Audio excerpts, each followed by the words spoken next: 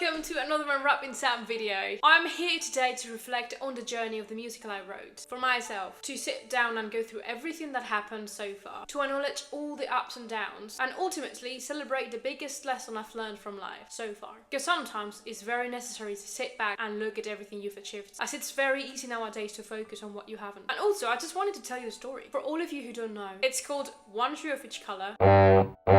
And it is an autobiography. It is a literal piece of my heart. It all started in lockdown. Everything hit us so hard and so quickly. I was sent back to Spain one morning, February 2020, without knowing that I wasn't gonna come back to England for 2 long years. Just to say that I'm based in London, if you don't know. Thank God I didn't know I was gonna be away for so long then. I would have refused to have taken that plane, and things would have gone wrong. Like, really wrong. For some people, the experience wasn't as traumatic as for others, but the overall feeling was pretty bad. It wasn't particularly easy for me personally. Out of the blue, I found myself with way too much time to spend alone, to face that reflection in the mirror that I had been trying to ignore for years, in my childhood home with my lovely parents, and my granny, and my cat, that I hadn't lived with for at least 6 years. I mean, they're lovely, but you know, if you know, you know. My heart was broken then too. So I had the perfect combination inside me to either jump out the window of the flat I wasn't able to leave for 3 months, yes, Spain was hardcore like that, or to go to therapy. And I chose to write a musical. I started creating music like a madman, instrumental with lyrics. That's how I cope with life when it gets a bit uphill. I push it all out of me through creativity. I also started imagining scenes in my head, randomly. So my mum approached me one day and she said, "Sam, why don't you write a musical?" And I laughed at first and I said, "A musical? Who do you think I am? Bloody Andrew Lloyd Webber." But truth is, it actually made sense. A few days later, I found myself completely taken over by a relentless need of creating something big that would help me make peace with myself, that would help me heal, and that also, hopefully, I could use to help others the same way it would help me. One Shoe of Each Color, my musical, my autobiography was born. It came out like a massive improvisation I had no control whatsoever over. It wrote itself. I spent days crazy, submerged in this parallel universe, going through my past. A past that I didn't really want to revisit because I didn't know how to. I guess I just needed to wait for a global pandemic to come around so I could do it. I mean, I also baked cookies over lockdown. I didn't just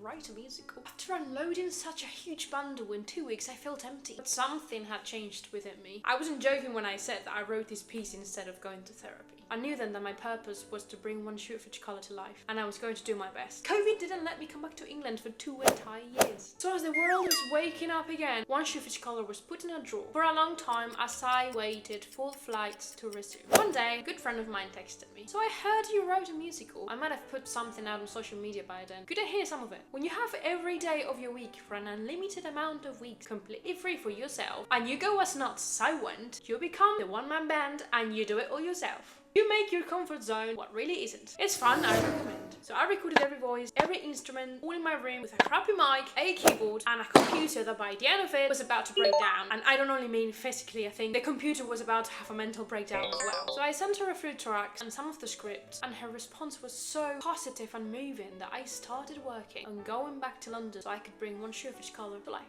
I managed to get an appointment with the principal and the director of music of my old school for October 2021, and I planned to redo my life in England from then. My friend and I worked together online for several months leading up to that presentation. I learned a lot from her, and I will forever be grateful for her input, passion, her enthusiasm. One of the many things that I adore about life is how much other people influence us, change us. We're nothing without the rest of you all. And this journey of making something so huge happen is directly dependent on the guidance, lessons taken from other humans. This project will never go anywhere without any of you, so please stay.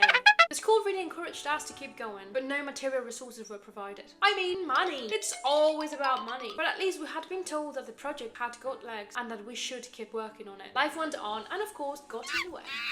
My friend and I stopped working together because there were bills to pay and other trivialities to focus on. I started playing concerts again, and I met other people. Things came out of that experience, and we worked together towards the first table read that happened in May 2022, where I had a bunch of actors reading the script out loud, and my one-man recordings being played out loud of a speaker. Note that I'm not a singer, and I still had my music with my own vocals, full display, in front of these professionals of the industry. This says a lot about my own confidence, or more of my lack of shame. The main feedback I got from that read through is that it was too long. Well, dude, I had time over lockdown. I wasn't going to make it short. My life isn't interesting, but I think the mental process that the main character goes through to discover themselves is interesting and powerful, and so many people can relate to it. Humans in general, without any labels. And I have a lot to say, so it was long. But they all gave me so much positive feedback. So come on, get on with it. There's so much to do, but enjoying the ride is the main thing. And I really was. Working with this new bunch of people was inspiring, definitely very different to what I had experienced before. We stopped working together after a while. Honestly, it must be me. As life got in the way again. I love how you can never really plan how things are gonna go. Life always keeping us on our toes. A year later, after so many ups and downs, keeping up, talking to people, I decided to do a showcase of it. First showcase in one shoe of each colour. I don't think I've sent so many emails in my life. I don't think anyone likes doing admin, so I'm not gonna say, oh, I hate admin. Also, hate is such a strong word. But I promise you, after those 3 months leading up to the showcase, or shall I say showcase, I couldn't write an email for weeks. I had proper PTSD. I have a wonderful friend who loves the project even more than I do, if that's possible, who has got my back with admin, and it was thanks to her supporting me the way she did and she does that we were able to pull that off. We reached out to everyone we could think of from the music industry. I started using LinkedIn, TikTok, like what? Both of them go against my principles. But I still did it because of the musical. That's probably one of the most traumatic aspects of it all. Using LinkedIn, posting almost daily, creating content all the time. Thank God I have truly amazing people in my life, because if it wasn't for them, this would still be the draw. If you wonder, it all paid off, and we spread the word quite a bit. The showcase was done at the Shortest Treehouse in June 2023, with an incredible cast of 6 singers, a violin player, a narrator, and me on the piano. All wonderful friends of mine. We put together 8 songs, and the narrator glued it all together, reading bits of the story in between. Short, quick, straight to the point. The room was packed with people that were intrigued about the musical. We did a Q&A in the end and got to chat to the members of the audience, who gave us really amazing feedback. What stood out for me was that everybody could relate to the story of Beth, a girl that discovers that she isn't a girl after all. You don't have to be trans to connect with somebody going through life the way Beth does, or did, or does. And to me, that's the magic of the project. It's a story about mental health, about self-discovery, about loving yourself and loving others, about how much your surroundings affect the way you grow. And they all understood it. To me, the night was an absolute success, but everything is always the first step. No matter how many times you showcase, workshop a project, it's never finished. We had showed a big part of it, but there were countless of details we still had to try out. So what next? How do you even do these things? Who told me that this was the right way to do it? The right path to follow, the right order, that I'm on the right track? No, there's no right straight path for this. If you Google how to put your musical in the West End, yes, I've done it. The answer is money, money, money. Obviously, you have to work around it like 99.9% of the people. Honestly, I have no idea what I'm doing. I never did. I have the right feeling in my gut. A warmth that encourages me to trust my judgment. I've learned something new from every single person I've encountered on the way. Well, objectively, going from a bunch of notes and recordings in a drawer to having a showcase a couple of years later, I think we're doing alright. At this point, I have a lot of people supporting the project. Basically, everybody that knows about it loves it. So then come on, what are you waiting for? Put it out there. But boy, do you even know what that means? A producer made an offer to us after the showcase. He was raving about it. He could see this going far and beyond and becoming a massive hit. He promised us the moon and the stars, and when we were going to meet his colleagues to potentially sign a contract,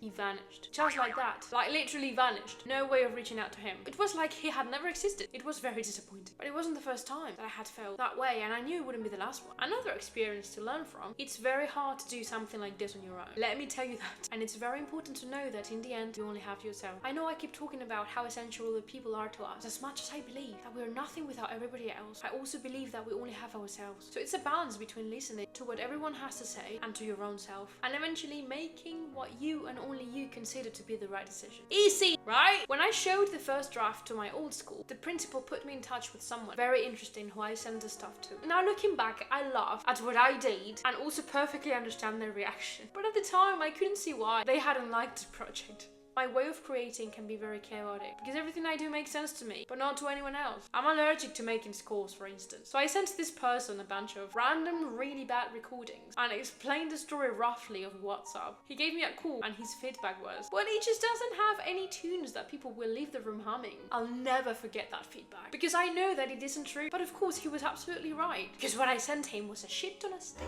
And that's just another example of many of the disappointing situations that I've had to deal with. Bring on the rest, I'm here here for you. Someone else got in touch after the showcase, expressing their interest on the show, and we met up with them. They were a director, and we started working together towards another table read, which happened in December 2023, which funnily enough was done in the HMS Belfast after the venue we were going to go to flooded the night before. Yes, the huge ship in the middle of the Thames, that one. We might be nobody yet, but we surely are the first musical to ever be read out loud in the bloody HMS Belfast. And then time went by. I spent a couple of months trying to figure out the entire musical and all the next steps and the venues and the money and the cast and planning all. So life couldn't do what life always does and cancel all your plans due to unforeseen circumstances. But it turned out I just needed to take a break from it. I've always been very good at taking life easy, nice and slow. I trust in the process. This is the biggest lesson I've learned from walking on planet Earth for 29 years now, that life doesn't like to be pushed and that it isn't a race. There are way too many things that are out of our control. We have to work hard, yes, but also know when to listen to ourselves and be aware of our human limitations. This confidence of the natural process of creativity and existence has given me the mental peace I need to be able to work on one shoe of each colour on my own and to have such a quality of life. And that started to shift a little bit after the second read through. I found myself rushing, feeling anxious about it, like I was running out of time. What time? It was perhaps all the feedback that I got this time, which was overall very good, but there were also many details that needed to be worked on, as I already knew, but maybe this was the first time that they were spoken about so openly. Long story short, I didn't like how the project was starting to feel in me. Let's be honest, it's an autobiography, which already stirs countless feelings inside you. It's a large project that I wrote entirely on my own, and that I had been pushing forward alone for years, alongside working full-time, paying bills, cooking for myself, yes mum, I'm cooking healthy, and also having some kind of social life. It was in 2022 when a good friend of mine jumped on board, but until I have some money to pay for people's time, I'll still be on my own. And I'm not here to moan, but it is exhausting. It really is. That feeling of wanting to do this can become having to do this very easily. And then you find yourself being taken over by the musical monster. And no, that is a no. It isn't fun. So it's very important to be aware of it and to pace yourself so you don't let this happen. And if it does, it's break time. And it was break time. For months.